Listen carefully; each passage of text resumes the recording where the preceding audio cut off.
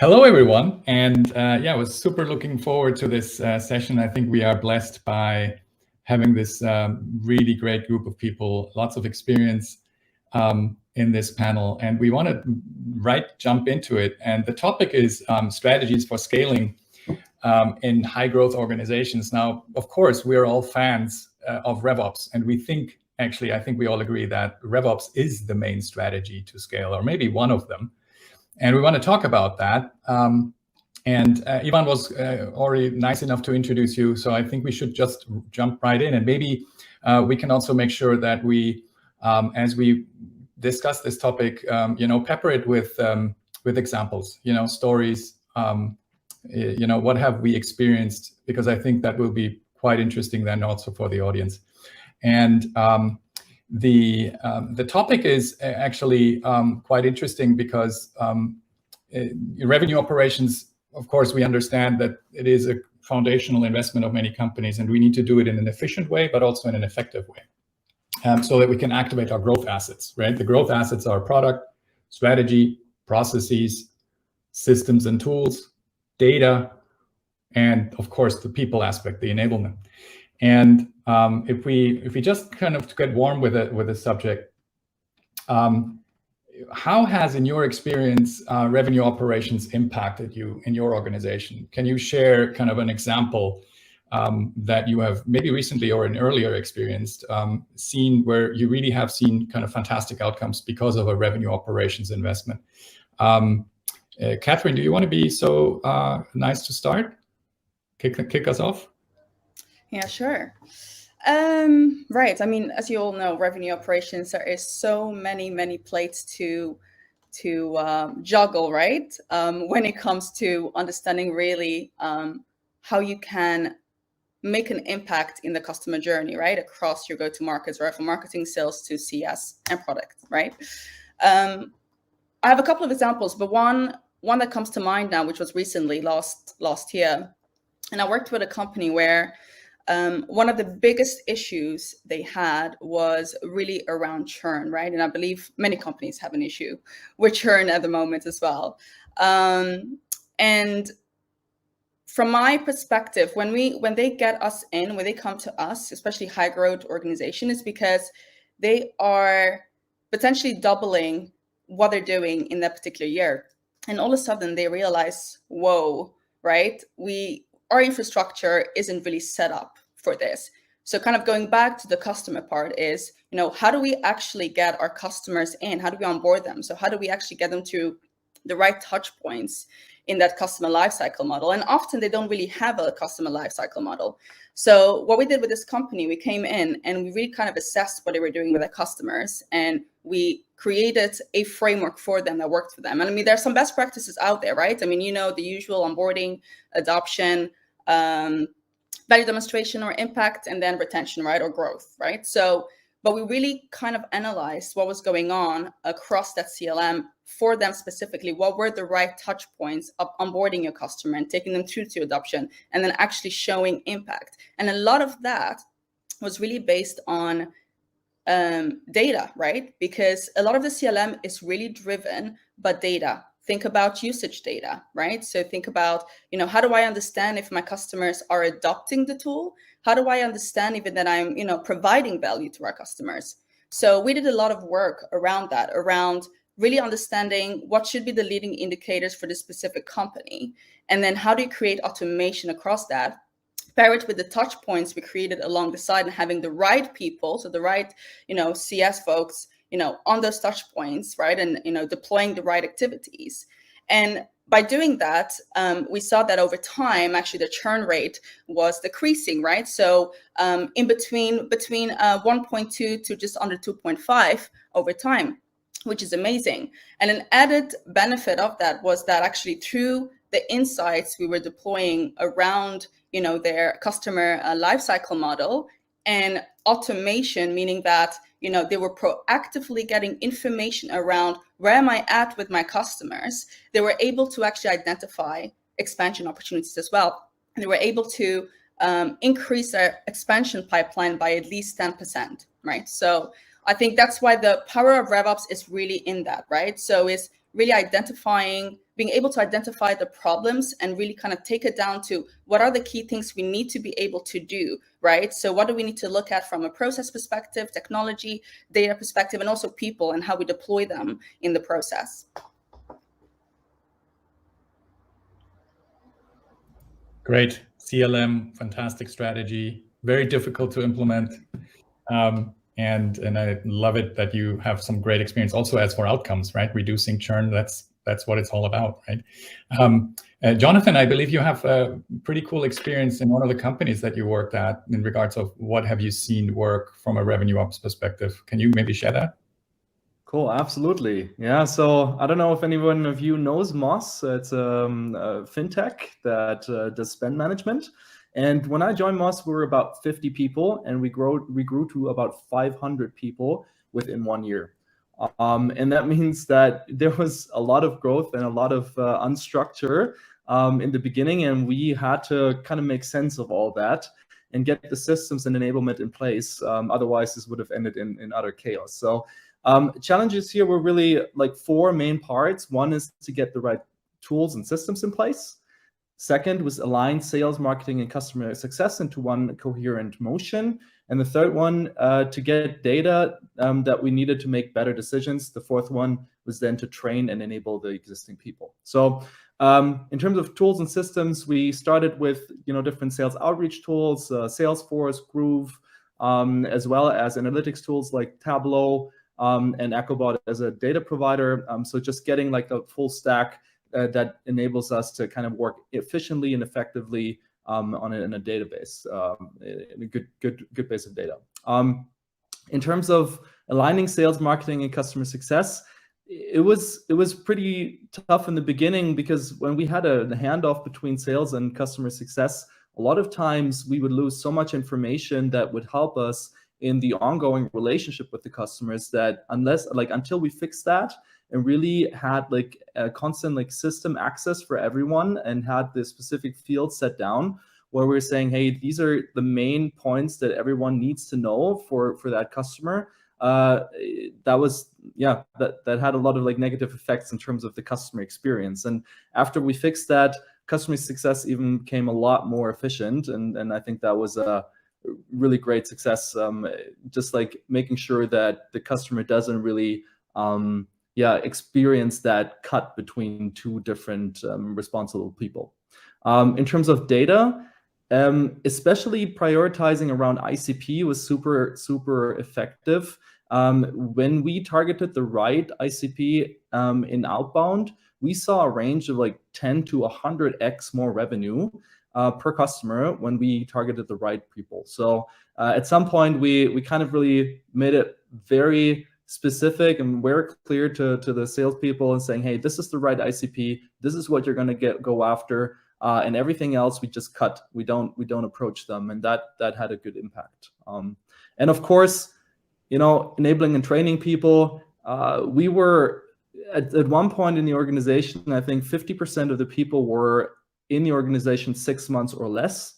So that means a lot of onboarding, a lot of enablement, a lot of training needed to be done, and having special dedicated people to do that and take that as a dedicated program and make sure that goes over the whole customer journey and through marketing, sales, and customer success. That was super important and helped us to structure that big growth. Fantastic. Great story. You covered a lot of ground in that company. That's amazing. Yeah. That's great. And Andreas, you came across a concept that you, I think, called something around pit stops. Tell us more about, I think, growth pit stops, was it? That's correct. Yes. Sounds intriguing because tell us more about it. Yeah.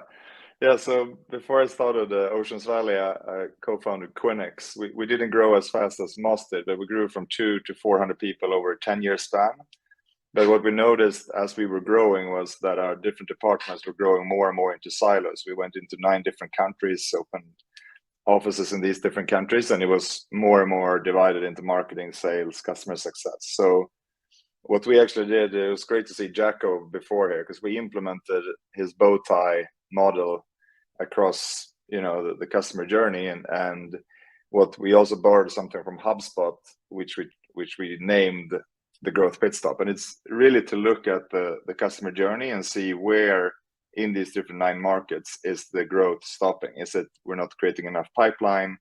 Are we not winning enough deals? Is the NPS going down so we don't get the references? So that's when we came up with the idea. We had like a Formula One race theme that year, so that's because that's why we got the name Growth Pit Stop. But it was really per market, and it was RevOps that got us all together. We had the data from each different departments, and we looked at it together. And then it was easy to say, okay, do we need to invest more in marketing or in customer success or in sales? So that's how we really needed RevOps to keep all that together, and they were running these growth pit stop meetings, which was very important for our growth. Fantastic. RevOps keeping it all together. That sounds familiar. We've all been there, right? James, at Fastmarkets, you are in the middle of a major transformation and also investing in revenue operations. Can you share a little bit about your journey and the initial experiences with this subject?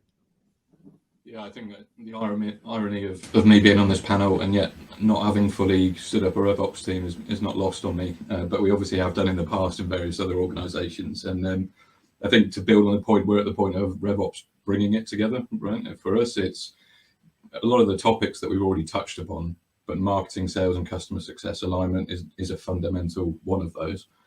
But also when we look at the speed we're moving at as a business, the number of projects that we have underway, and they kind of split into 2 core branches, one being M&A, which we haven't touched on, the value of RevOps from an M&A perspective. We've acquired 8 businesses in 5 years, and we've done it with a really lean sales ops team.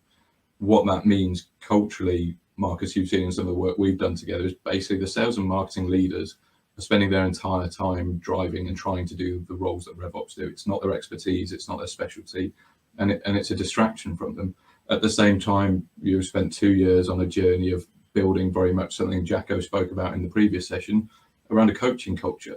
But every time we ask them to deep dive into a revenue operations program or leaner project, it takes them away from time with their reps and coaching and fostering that. So I think in my mind, I'm speaking about more the pain of not having a fully fledged revenue operations team and what that can mean for a business attempting to scale growth. The only way that you can really turn to at that point in time is strength of product, and on top of that is headcount, and neither of those necessarily help your margin or help you scale in terms of long term and how you might exit in our position in the future. So yeah, our perspective is very different from everyone else on the call. We are right at the start of the journey of building revenue operations, but I think if we can grow an average of 15% on a £100 million business year on year for 5 years, it scares me what we can do by the time we have a revenue operations fully fledged and established. Yeah, absolutely. I think in my experience, it's also about getting go-to-market leadership to ask the right questions. And the moment you start doing that, it's almost that there will be a natural gravitational force toward, hey, we need to talk about operational excellence. We need to talk about data and insights, and those are all RevOps topics. So I see that a lot with the clients that I work with, that there's almost like a momentum happening toward RevOps, right? Companies are right now focusing on unit economics. That was not a topic maybe 12 months ago, right? Right now, everybody really wants to understand what LTV really means and how is CAC calculated. So, which is a very data-centric question, which leads me to another question. So, we all know and hear from our networks that it's so incredibly difficult to set up revenue operations. But is it really? I mean, can we talk a little bit about, what you've seen as the initial steps that organizations are taking to basically focus on building up that capability? And maybe that's what's going to be interesting for the audience to hear your experiences on this aspect, which is what has triggered a company to really start focusing on this, and how did these experiences look like? Catherine, can I ask you to share a little bit out of your rich set of experiences?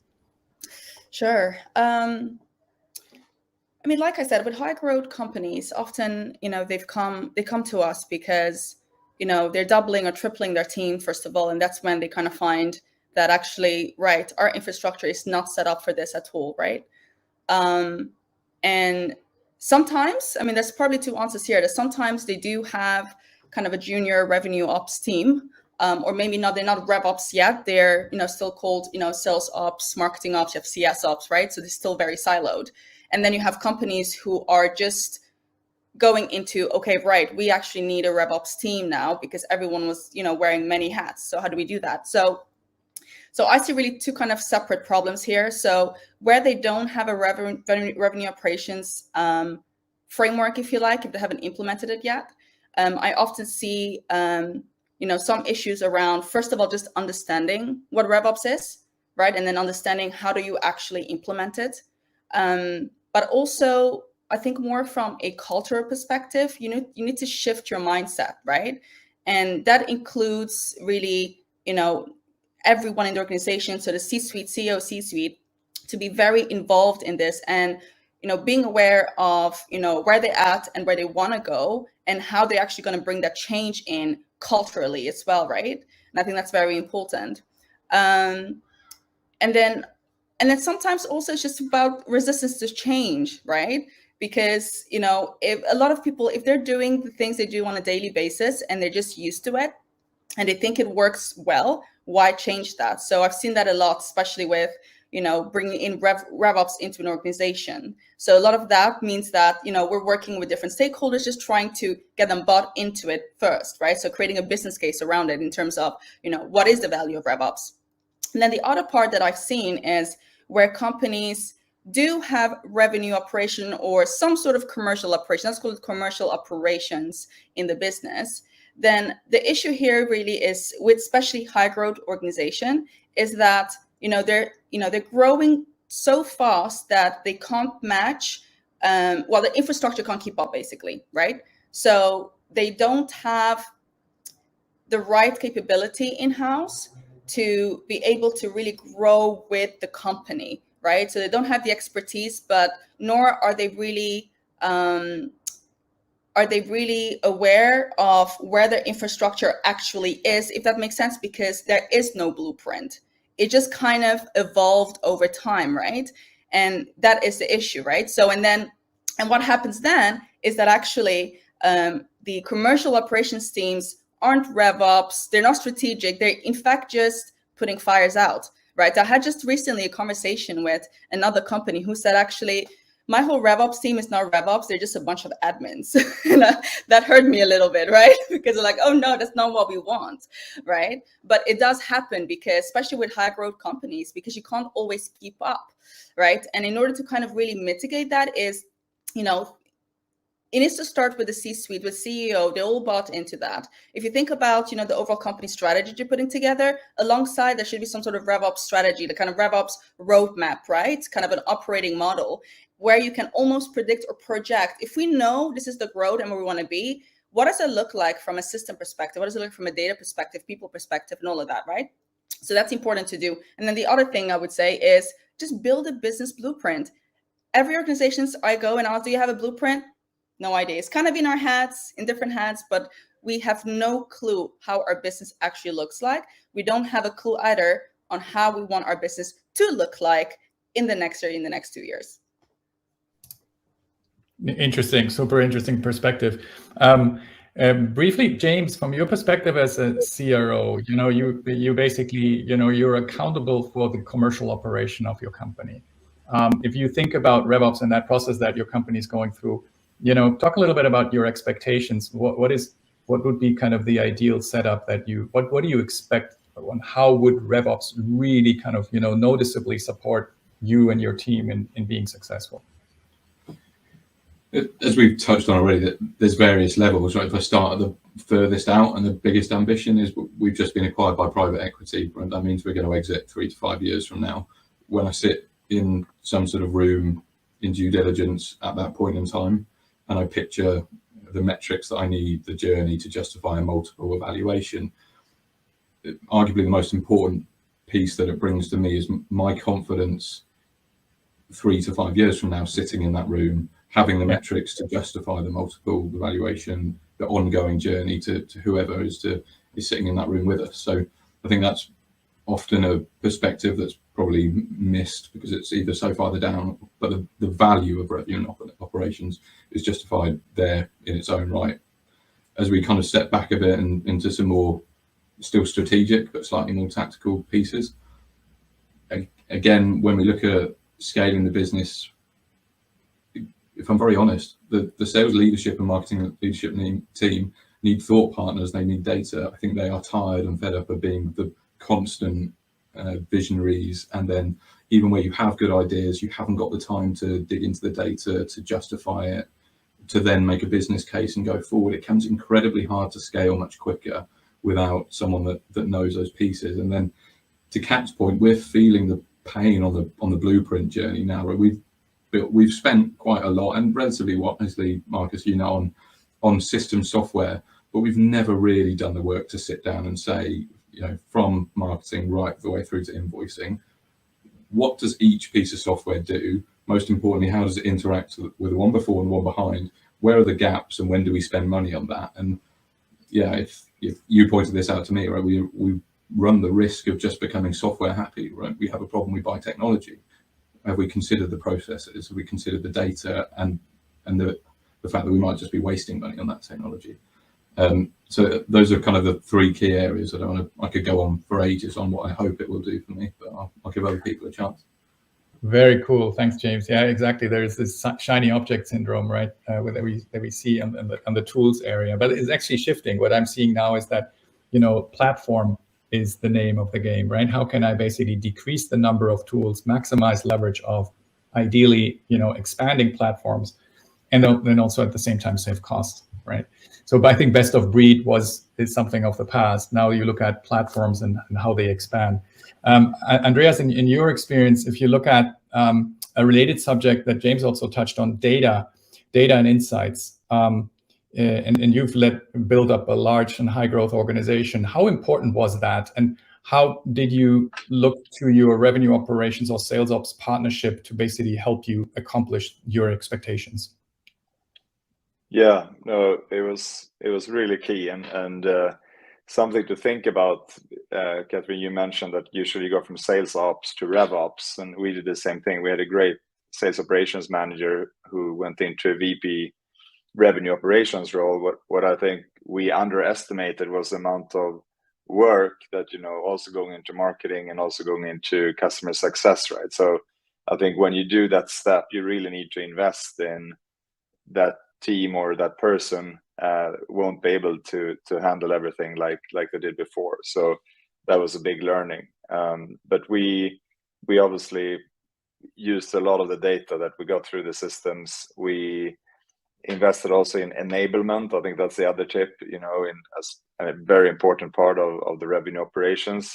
Same thing there, you know, if you have one sales enablement and they are now gonna onboard and coach and teach, you know, the marketing team and the customer success team, it's going to be a handful. So I think when you're taking that step, you have to take the step, but you also have to think about the amount of more work that entails. But when you get it running and when you get the data and you can see, like I mentioned before, the bow tie working together, then, you know, Yep. And the ROI is huge. It's beautiful, right? The bow tie working and then having the data, you know, to run some what if analysis. I love it, but it takes a lot of work to get there, right? And Jonathan, you work a lot with earlier stage companies, you know, basically, you know, that are getting ready for a formal Series A round, for example. How does that look like from your perspective? Is the problem statement very similar, or do those, you know, and maybe even higher growth and more established companies, do they look at different problem statements? I think they do. For smaller organizations, it's more important to get their ICP right and get the right go-to-market motions going than it is to crunch big parts or big data sets and see where we can tweak, you know, and optimize the existing processes. It's really about creating the processes that create value in the beginning. And so looking at the customer journey and seeing how we can impact the customer over like the whole bow tie, that's really where the most of the value comes from when it comes to RevOps in the earlier stages. So I think the role of RevOps also evolves over time. When you're looking at like a 2 million, 3 million ARR company, it's really about how can I increase the impact my people have? How can I train them? How can I make sure we have the right messaging? And then when the organization grows, it becomes more about the processes and repeatability than in the beginning. Love it. Yeah, you see, it's very common problem statements, but maybe they manifest themselves with different areas of focus. And you mentioned ICP, which is also, by the way, a topic that has become increasingly popular, right? Companies realizing that ICP is, for example, not only important on the left-hand side of the bow tie, but also very important, if not more important, on the right-hand side. Do I have the right customers right now that I'm serving, or how costly, how painful, and how difficult is it? Are they even ICP conform or aligned?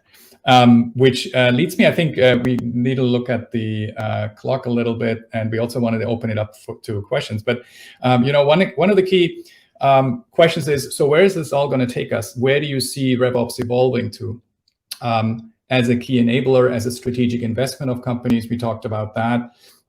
As a facilitator of insights, James, you mentioned how you look at RevOps to help you steer the business. Where do you see this evolving? What are your thoughts, and where are we going to be 12 months from now? This is kind of the bonus question. Maybe Andreas, can I ask you to share from your rich experience, where do you see RevOps evolving to in the future, in the near future? Yeah, no, great question. I think it's going to move more and more up, in the organization as well. You'll see, C-level revenue operations people that, report directly to the CEO, because they sit on so much data and they can give so much insights that is extremely important. So that's, I'm seeing that evolvement from, going from sales operations and, all the way to the C-suite and being on the management team. That's my future looking on the RevOps role. Fantastic. Can I piggyback on that, Marcus? Because I strongly agree for a couple of reasons. As we form RevOps, I think one of the views, certainly from kind of our CEO, our investors, is we don't necessarily want it to report into me. They want someone that can challenge me, and frankly, I think I want that as well, right? I don't necessarily want someone to just execute. I want someone to challenge me at that C-suite level and drive this further forward.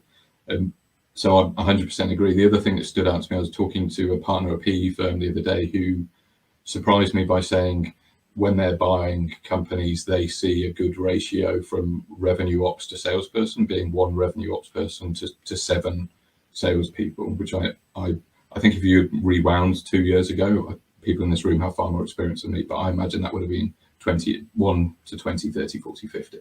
So you can see within, the investors that are, we're all ultimately aimed to either please, exit, move on from, the value revenue ops, to Kat's point on the education, is just evolving far quicker than maybe I expected it would, which I'm delighted to see. Yeah, agree. And that's actually a great metric, James, seeing how that evolves, because you're absolutely right. It has certainly evolved, that understanding of the value, which translates into headcount ratios, right?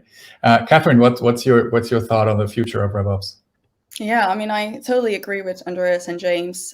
For sure, we're moving up in the world. Yay for us. But yeah, and I think like a lot of the drivers as well has just been, kind of the digital landscape, right? So buyers are way more savvy now. So there's just that need for, or the focus in customer experience, right? Which is, one, the CX piece. Then you also have, just the fact that we've just been talking about data pretty much the entire time, right? Is the data-centric approach that RevOps needs to take, and more that is kind of sits in the core of what they do, right? Because it informs everything. It informs the people part, the process part, the enablement pieces, right? So it informs everything. So that's, it's becoming really core. And then I think finally, right, AI, right? So when we look at the technology piece, and AI is coming up, and I'm having right now in the last weeks on a weekly basis, I'm having conversations about AI right? If it's not ChatGPT, it's for sure just AI broadly, right? And that's like a big thing, and that's going to really evolve the RevOps role as well. Not sure in what direction yet, but just if you think about, how RevOps uses AI in the business, pair that with obviously what we need to do around data and insights is going to be massively powerful, but also just as a tool changing the RevOps role as well. Because what it will do is it will alleviate some of the work that RevOps typically have to do manually, more automatically, but then it means that the RevOps person, the role, is becoming way more strategic, right? Because now you have a tool that allows you to also kind of have really a seat on that table. And that's why I think, I agree with Andreas and James around, C-suite level type of roles. But yeah, those are kind of my 2 cents around that. Yeah, fantastic. And we'll get to a question from the audience about AI in a minute. Jonathan, can you kind of close us out with your opinion on the future of RevOps? And then I would like to open it up to everyone to share your questions in the chat box.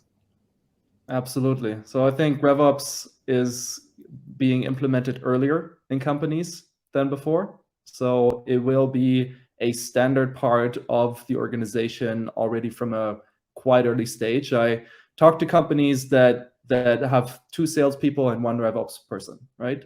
So I'm implementing that in a couple of companies that I'm working with, especially around product-led growth as well, to kind of have a view on the data and on the customer journey that they're taking. And I think the more we're going to move into automation, product-led growth, and scalability, the more important that role becomes. So we're going to have them earlier. We're going to have them. We're going to have more of them, and they're going to have a bigger impact. Fantastic. Impact. Again, there couldn't be a better word to finalize this, because everything we talked about is actually about impact. And I want to thank you all for your great contributions. We have a little bit of time to open it up for questions, and I'm looking at the chat box. There's a question from, and let's pick on the AI topic because I think it's on everybody's mind. So Ted is asking, why wouldn't the C-suite in the not so distant future rely on AI prompts and dashboards for RevOps instead of rather looking at human input? Interesting question. Thanks, Ted, for that question. Who would like to take that one? Yeah, I can. Excellent question. It's a conversation I have again often, and lately, more recently especially. Yes, I think it's a combination. But if we talk about the revenue operations role, right, it is more than just insights currently, right? So there's also a lot of activities around implementing technology, implementing a process, etc. Right? So I think right now, introducing AI, absolutely. I think it's something that C-suite can have. It's access to data at your fingertips. Why ask a RevOps team when AI can do it quicker, faster, better, right?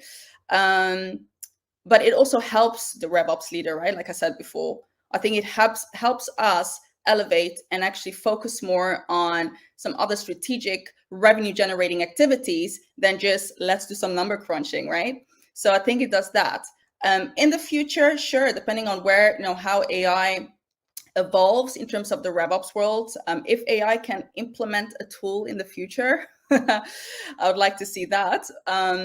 But I think it is something that we should be aware of that. And I'm having conversations about, can the RevOps role be replaced by AI overall? That's a conversation I'm having at the moment. I don't think so, at least not now. Like I said, I think it will elevate the RevOps role into more a C-suite role. It will elevate all roles right now, right? So yeah, that would be kind of my thoughts around this.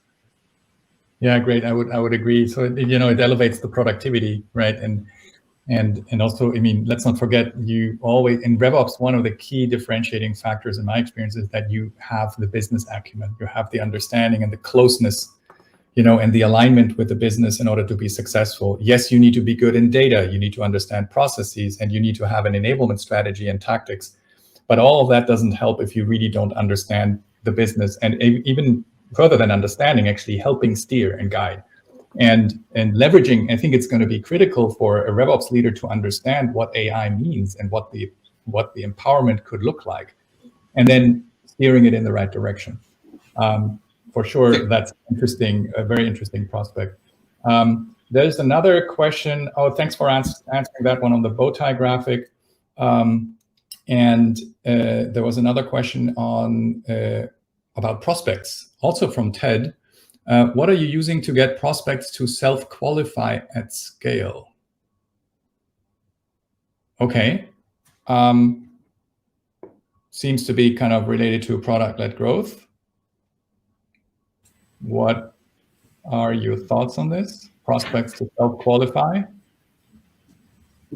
We're just starting evaluating this, right? It's kind of linked to AI as well and automation. So from our perspective, we're starting to look at it. I think Jacko ended it on this on the last session, right? Is the outcomes that we're looking for are increases in revenue, reduction in cost, but not to sacrifice quality. And that's the struggle with me, is just like, it's absolutely capable of doing it, but as we've all touched on, you need to know your ICP, your personas, your processes and your data well enough to inform the automation of that engagement and that qualification, because we've all seen examples of how painful bad qualification is, whether that's an individual human or AI and automation. And yeah, so I think it's really early stage. I think it's a huge opportunity, and in general, whether it's for prospecting, RevOps, what AI and automation does is take away the fundamental things to free up more time to think of better questions and better opportunities. So we're exploring it. We're at early stages. I don't think we're at a point now that we're comfortable that it would heighten our experience just yet. But again, early days. Great. So Andreas, I'm working with one company. Yeah, sorry. I'm working with one company where we're structuring the ICP and setting up like automation on emails, if they're not in the ICP, so that the inside sales or SDR doesn't have to, qualify themselves. So that's one idea that could be worth looking at, because I really believe the ICP will get more and more important, especially as you scale globally, and every minute you take from the SDR team or that is unnecessary, you should try to get out of. So that's something we're doing for one company. Excellent. Yeah, no, I completely agree. ICP as a forcing function toward operating much more efficiently, right? That's clearly what we're seeing. There is a question from Ibrahim about the role of data teams. Should a full stack data team be dedicated to RevOps, or is it sitting in a different part of the org and collaborating with RevOps? I can take that one. Yeah.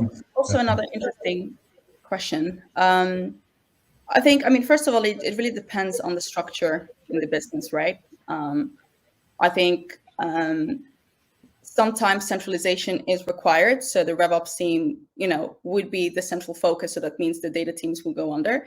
Sometimes it just doesn't work, right? It really depends on, how many markets are you targeting? How many products do you have? How complex really is, acquisition and growth currently, which means you might have centralization as well as some decentralized parts, right? But one thing that kind of came to mind as I was reading this, and that's something that doesn't really exist in, or at least I haven't come across when it comes to kind of SaaS companies, startups and scale-ups, is the CDO role, right? So it's the Chief Data Officer. So you see more of that coming up in the enterprise world. And actually, that is something that I've been, quite interested in researching. And I think it is a very key role that you should be seeing into the SaaS world. And one might say, does the RevOps role kind of merge into that, right? And if that's the case, then yes, absolutely, data stacking should go under a RevOps role that has kind of that C-suite role, but that's also a data officer in the organization. Yeah. Very cool. Yeah. What I've seen, by the way, is also kind of a divide and conquer model where you have a technically centralized, so the centralized technical data that looks at the plumbing, and the data model and the integrations and the cubes and the data lakes and all that good stuff. Yeah. And you have the business-related analysis function sitting in RevOps. And those two basically then partnering is based on an established SLA, ideally, if not, basically just alignment around objectives and key results. That's usually something that also works. Yeah, great. Yeah, so my appearance here is telling us that we are we are nearing the end of our first day. Thank you so much, everyone, for joining, Marcus, for hosting this discussion, and for the insightful thoughts of each and every one of you. I started with AI. We are ending with the AI. AI, if you hear us, we don't afraid of you. We're actually going to use you to be better in what we do. Or implementing you in every of each of our businesses. I think SaaS world is going to be most impacted by the AI, because when we speak about recurring revenue, then we have lots of things that we can automate. Is it like a prospect qualification, or some manual task that now some people are doing on a daily basis? They're so nervous about making mistakes. I think those are the elements where we are going to see big improvement in the revenue engine. Thank you so much. I wish you all the best. Really an honor to be here. We're going just to have a couple of organizational stuff around the next day. And I hope to see you all in September as well. So stay safe. Have a nice day from us. Thank you. Thanks, Bye. all. Bye. Thank you. Thank you all.